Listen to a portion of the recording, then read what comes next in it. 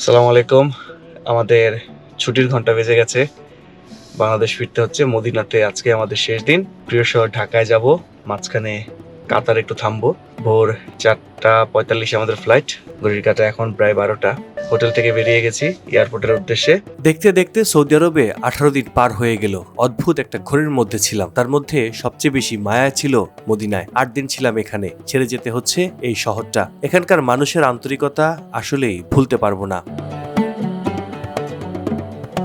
আসলে আমার মনটা একটু খারাপ, কারণ দীর্ঘদিন 7-8টা দিন এখানে ছিলাম। সেই 5 তারিখ থেকে শুরু হয়েছে জেদ্দা জার্নি দিয়ে মদিনায় শেষ করলাম। স্বাভাবিক, মদিনার পথঘাট আমাদের একটু আপন করে নিয়েছে, মদিনার মানুষ আপন করে নিয়েছে। বেলাল মসজিদের পাশ দিয়ে আমরা চললাম মদিনার প্রিন্স মোহাম্মদ বিন আব্দুল আজিজ ইন্টারন্যাশনাল এয়ারপোর্টের উদ্দেশ্যে। যাওয়ার পথে আল মদিনা বাংলা টিভির মামুন ভাইয়ের কাছ থেকে বিদায় নেওয়ার জন্য থামলাম। সৌদিতে আসার আগ থেকে যাকে খুব বেশি জ্বালিয়েছি সে হচ্ছে এই যে আমাদের প্রিয় মামুন ভাই। আজকে তার আস্তানায় চলে আসছি। এয়ারপোর্টে যাচ্ছি, যাওয়ার পথে তার সঙ্গে শেষ দেখা করে যাচ্ছি।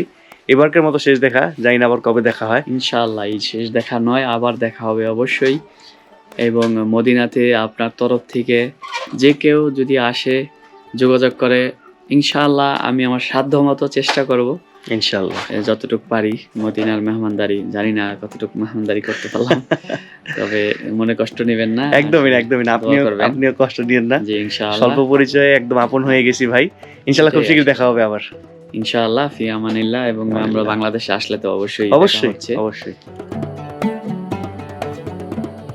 মামুন ভাইয়ের কাছ থেকে বিদায় নিয়ে আবারও ছুটে চললাম। প্রায় 35 মিনিট চলার পর আমরা চলে এলাম মদিনা এয়ারপোর্টে, যেখানে নামলাম তার ডান দিকে জমজমের পানি বিক্রির কাউন্টার।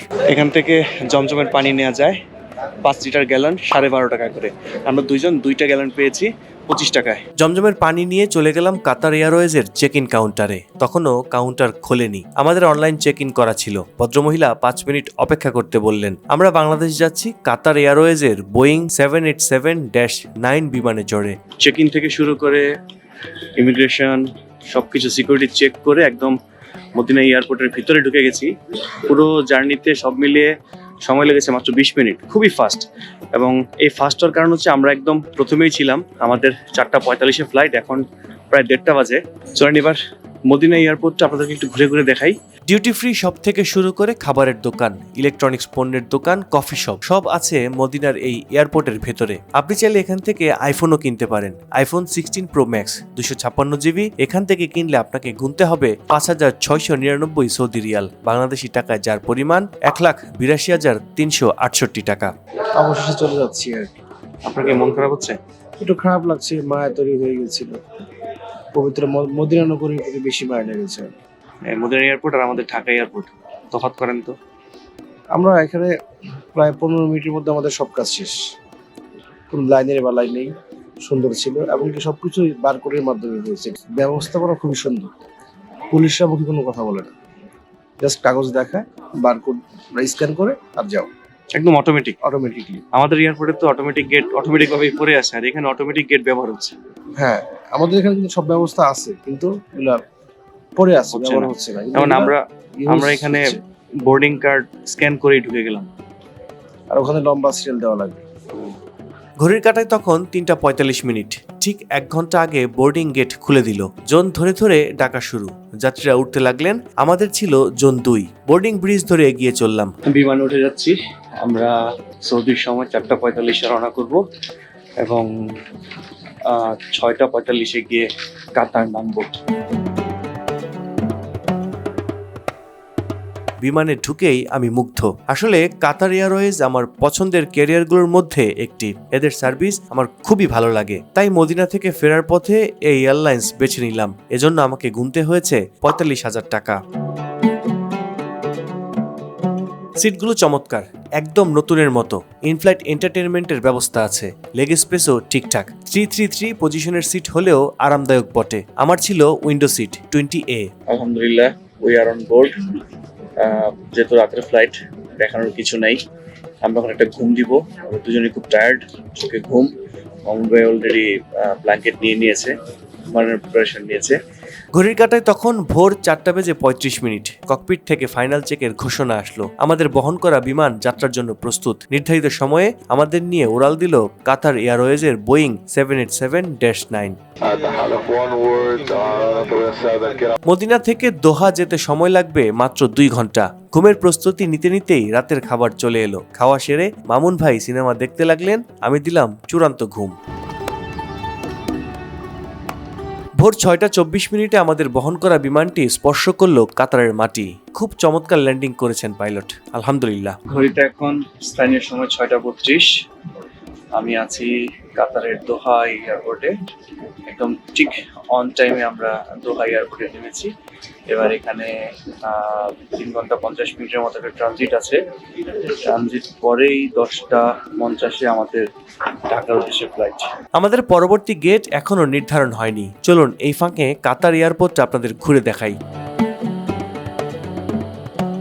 কাতারের হামাদ ইন্টারন্যাশনাল এয়ারপোর্ট বিশাল বড় এবং এর পরিবেশ দুর্দান্ত। নিচতলার এই স্থানটি আপনাকে মুগ্ধ করবে। কৃত্রিমভাবে প্রাকৃতিক পরিবেশ তৈরি করা হয়েছে। লম্বা ট্রানজিট থাকলে সময় কাটানোর জন্য এটি উত্তম জায়গা। সামার, স্প্রিং কিংবা উইন্টার সব ঋতুর ফিল পাবেন এখানে। এয়ারপোর্ট নাকি কোনো একটা পার্ক? আমার কাছে মনে হচ্ছে কোনো একটা পার্কের ওয়াকওয়ে দিয়ে হাঁটছি।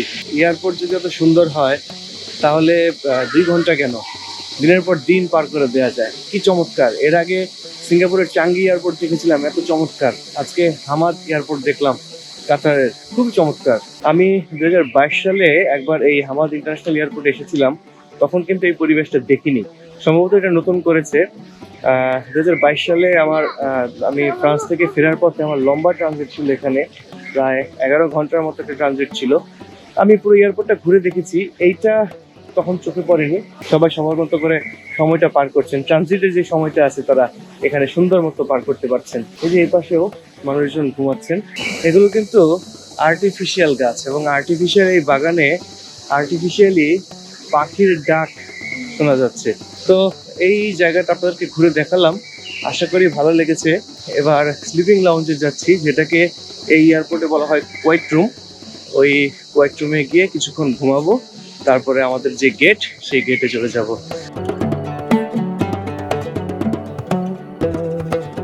ওই যে স্লিপিং সাইনটা দেখা যাচ্ছে, এটাই হচ্ছে কোয়াইট রুম। কাতারের এই এয়ারপোর্টে ফ্রিতে ঘুমানোর ব্যবস্থা আছে। কোয়াইট লাউঞ্জে ঘুমানোর জন্য দারুণ একটি জায়গা দেয়া আছে, তার সাথে ফোন চার্জ করার ব্যবস্থাও আছে।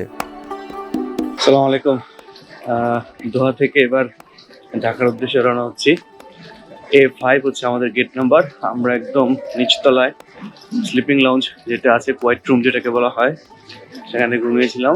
ওখান থেকে এখন হেঁটে হেঁটে A5 গেটের কাছে যাচ্ছি। 10:50 আমাদের ফ্লাইট।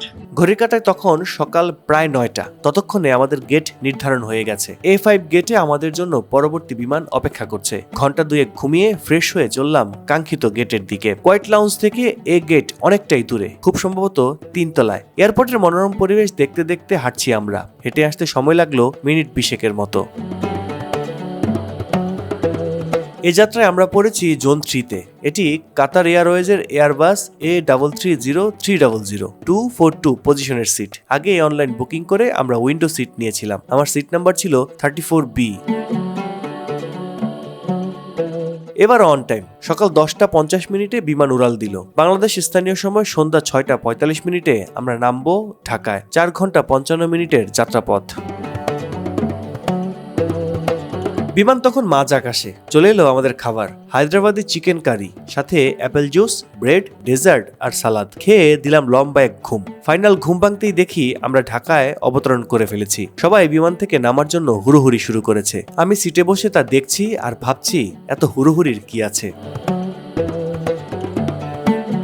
মদিনা থেকে একরাশ তৃপ্তি নিয়ে ফিরলাম ঢাকায়। মন একটু খারাপ লাগলেও বাস্তবতা মেনে নিতেই হবে। আবার মদিনা যাব, মনে মনে এই নিয়ত আগেই করে ফেলেছি। এবার কবুল করার মালিক আল্লাহ।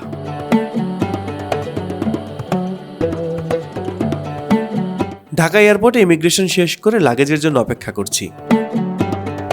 আলহামদুলিল্লাহ 6:55 নেমেছি, এখন বাজে হচ্ছে 7:22। ব্যাগ এন্ড ব্যাগেজ পেতে লম্বা সময় লেগেছে।